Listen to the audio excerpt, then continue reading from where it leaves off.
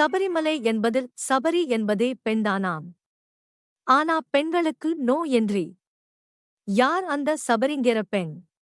சபரி மலைக்கு அந்த பெயர் வருவதற்குக் காரணமே ஒரு பெண்தானாம். யார் அந்த பெண்? அந்த மலைக்கும் அவருக்கும் என்ன சம்பந்தம் என்று இந்த பகுதியில் விளக்கமாக பார்க்கலாம்.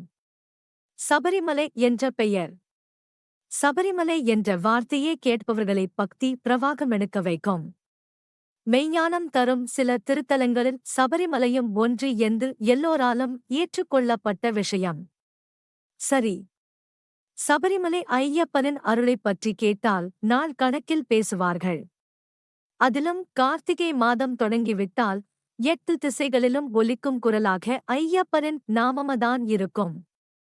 ஆனால் சபரிமலைக்கு ஐயப்பனை தரிசிக்கும் முன் நன்கு தெரிந்தவர்கள் சபரி பீடம் என்னும் பகுதியைச் சென்று வணங்கி அங்கே தேங்காய் உடைத்து கற்பூரம் காட்டி வழிபட்டுச் செல்வார்கள். அது ஒரு பெண்ணா? சபரி பீடத்தில் இருப்பது ஒரு பெண் தெய்வம் என்பது எல்லோருக்கும் தெரிந்ததுதான். ஆனால் யார் அந்த பெண் தெய்வம்? அவருக்கும் அந்த மலைக்கும் என்ன தொடர்பு என்று கேள்விப்பட்டால் உண்மையிலேயே ஆச்சரியம் அடைவீர்கள்.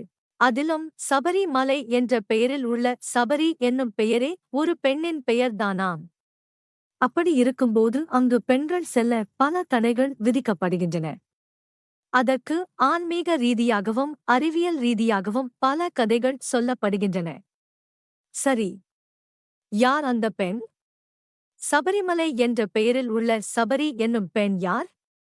அந்த மலைக்கே அவருடைய பெயரைச் சூட்டுவதற்கான காரணம்தான் என்ன?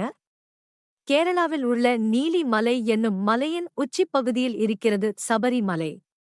அங்குதான் சபரி பீடம் என்னும் பகுதியும் இருக்கிறது. இங்கு வீற்றிருப்பது ஒரு பெண் தெய்வம். இவருடைய பெயர் சபரி. இவருக்காகத்தான் இந்த மலைக்கே சபரிமலை என்று பெயர் வந்தது.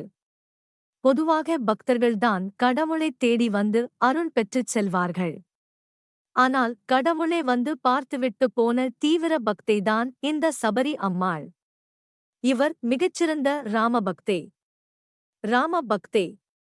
ராம அவதாரத்தின் மகிமையைப் பற்றி நம் எல்லோருக்குமே தெரியும். ராமபிரான் தனக்குத் தானே 14 ஆண்டுகள் வனவாசம் என்ற தண்டனையை ஏற்றுக்கொண்டது இந்த தன்னுடைய தீவிர பக்தியை காட்டுக்குள் சென்று சந்திக்கத்தானாம். ராமன் வசிஷ்டரை தன்னுடைய குருவாக ஏற்றுக்கொண்டதோடு விசுவாமுத்திர முனிவருக்கு பல பணிவிடைகளைச் செய்து வந்தார். அதனால் காட்டில் வாழும் பல ரிஷிகளிடமும் ஆசிர்வாதம் பெற்றார். அவர்களை எல்லாம் விட ராமனின் மேல் தீவிர பக்தியும் பற்றும் கொண்டவர்தான் சபரி அம்மாள். என்றாவது ஒரு நாள் ராமனைச் சந்தித்து விடமாட்டோமா என்று எண்ணி வாழ்ந்து வந்தார். ராமன் இந்த வனத்துக்குள்தான் வனவாசம் இருக்கிறார் என்று தெரிந்ததும் அந்த மலையிலேயே தங்கி ராமனுக்காக காத்திருந்தார். இலந்தை பழம். வெறுமனே காத்திருந்ததோடு மட்டுமல்ல, காட்டில் கிடைக்கும் இலந்தை பழங்களை ராமனுக்கு கொடுப்பதற்காக சேகரித்தும் வந்தார். ஏனென்றால் இலந்தை பழங்களை காய்ந்த பின்பும் சுவைக்க முடியும். அதிலும் தான் பொறுக்கி எடுக்கும் பழங்களை கடித்துப் பார்த்து நன்கு இனிப்பான பழங்களை மட்டும் சேகரித்தார். ராமனும் தன்னுடைய தீவிர பக்தியைக் காண காட்டுக்குள் தேடி வந்தார். சபரி அம்மாள் கொடுத்த பழங்களை வாங்கிய ராமர் அது எச்சில் செய்யப்பட்ட பழங்கள் என்று தெரிந்தும் கூட தன்னுடைய பக்தியின் தீவிர பக்தியைக் கண்டு மெய்ச்சிலிர்த்து அந்த பழங்களை ருசித்து சாப்பிட்டார். பின்பு சபரி அம்மாளுக்கு முக்தியம் வழங்கினார். அதனால் அந்த மலைக்கே சபரி அம்மாளின் பெயர் நிலை பெற்றது. சபரி மலைக்கு ஐயப்பனைக் காண வரும் பக்தர்கள் இந்த சபரி பீடத்துக்கும் வந்து தேங்காய் உடைத்து கற்பூரம் ஏற்றி வழிபடுகிறார்.